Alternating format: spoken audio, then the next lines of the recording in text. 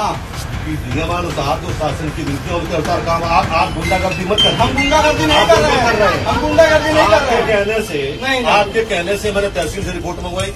आपने एक शिकायत निर्माण नहीं है। आप पहले सुनिए, पहले हल्ला मत कर दीजिए। आपके कहने से मैंने तहसील से रिपोर्ट मंगवाई। तहसील से रिपोर्ट आ गई। तहसील वालों ने कहा कि ये जमीन सरकारी नहीं है। आपका कहना था सरकारी है। अगर आपके पास कोई प्रूफ है सरकारी नहीं है, वो आवाज सुनिए।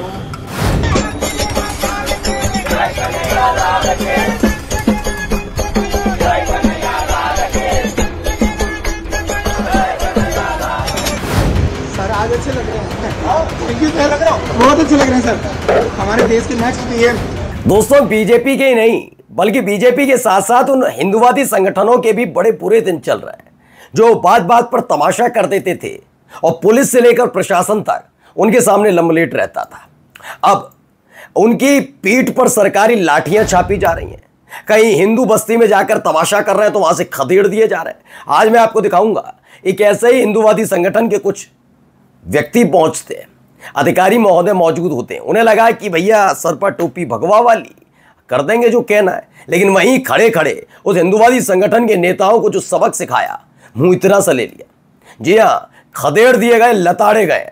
आज आप देखिए हिंदूवादी संगठनों के साथ जो हुआ है वो शायद आपने कभी सोचा नहीं होगा। अब ऐसा लग रहा है कि इनका जो ये उत्पात वाला और तमाशे वाला जो लगातार रोजगार मिला हुआ था, उसकी दुकान बंद होने जा रही है। यही नहीं, खबर एक और आपको दिखाने जा रहा हूं। खबर है इस तरह की बरेली में से खबर निकली, जहां एक दिन पहले ही हिंदूवादी संगठन के लोगों ने बदतमीजी करने की कोशिश की थी, लेकिन आज वहां से खूबसूरत तस्वीर भी निकली है, वो भी देखिएगा। देखिए, जिस मकबरे को लेकर तमाशा किया जा रहा था, अब उसे हिंदू समुदाय खुद पूज रहा है। क्यों पूज रहा है, क्या वजह है, वो भी दिखाऊंगा।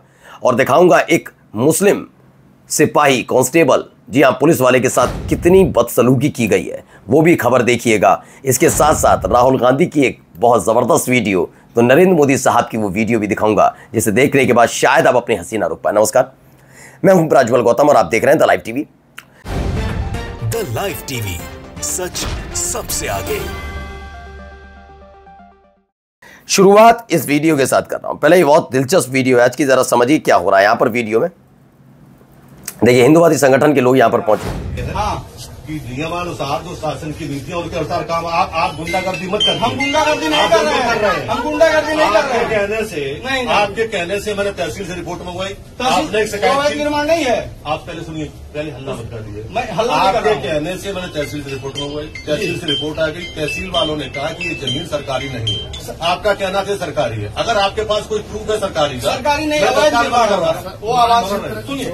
तो आप सुनिए, मेरी बात सुनिए। आपका अगर निर्माण हो रहा है तो ये पंचायत लाने की जरूरत नहीं है। जो आप बोल रहे हैं, आप ये दिखाना चाह रहे हैं कि आप अवैध काम भी करेंगे। नहीं, जो टुकटुकी बजाएंगे वो आपकी सुन ली जाएगी। अवैध काम करेंगे तो हमको गिरफ्तार कराइए।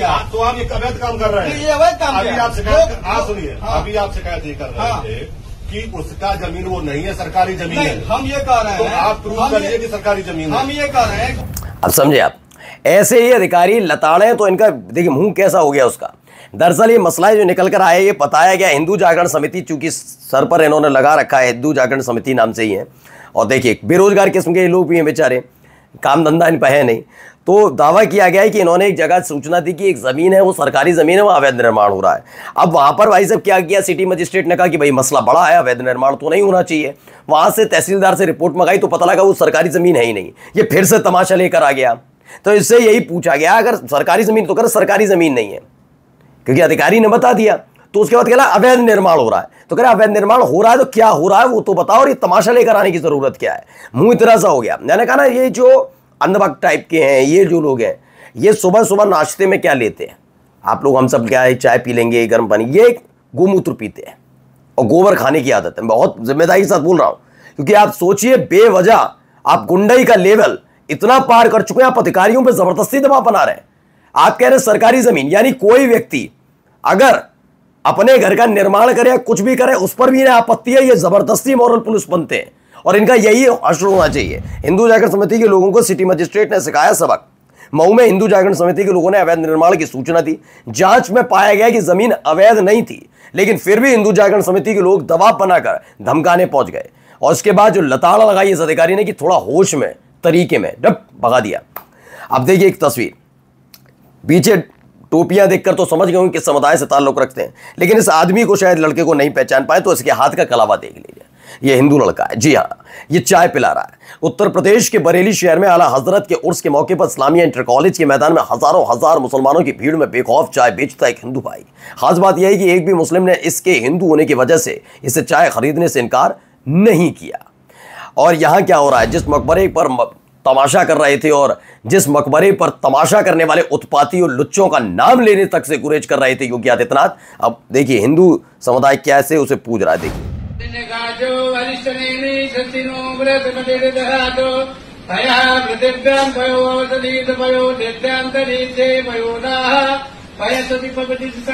तो फतेहपुर का रहने वाला मुखलाल पाल जो है नवाब अब्दुल समद के मकबरे की पूजा करते हुए भगवान की तस्वीरों के बीच अब्दुल समद के मकबरे की तस्वीर रखकर पूजा की जा रही है। सब क्या हो रहा है? ये कौन है मुखलाल पाल? आप तो जानते ही होंगे, फतेहपुर का रहने वाला, ये बीजेपी का जिला अध्यक्ष।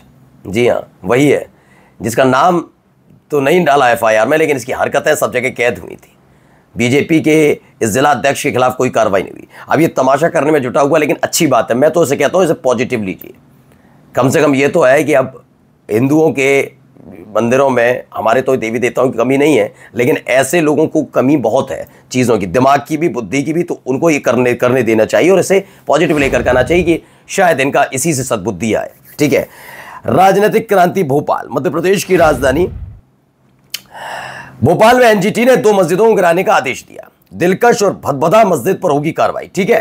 तो NGT के आदेश के बाद, नेशनल ग्रीन ट्रिब्यूनल के आदेश के बाद जिला प्रशासन ने इन मस्जिदों को अवैध बताते हुए हटाने का नोटिस जारी किया। नोटिस में कहा गया है कि हटाया जाए ना, ठीक है ना।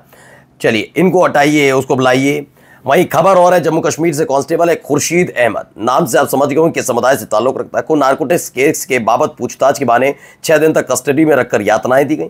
प्राइवेट पार्ट में मिर्ची पाउडर लगाया, करंट के झटके दिए। CBI ने इस मामले में DSP एजाज अहमद नाइक समेत 8 पुलिसकर्मियों को गिरफ्तार कर लिया है कि ये क्यों किया गया। अब यहाँ देख लीजिए, यहाँ पे एक अलग तमाशा चल रहा है। यहाँ ये इन सब की मंजूरी है।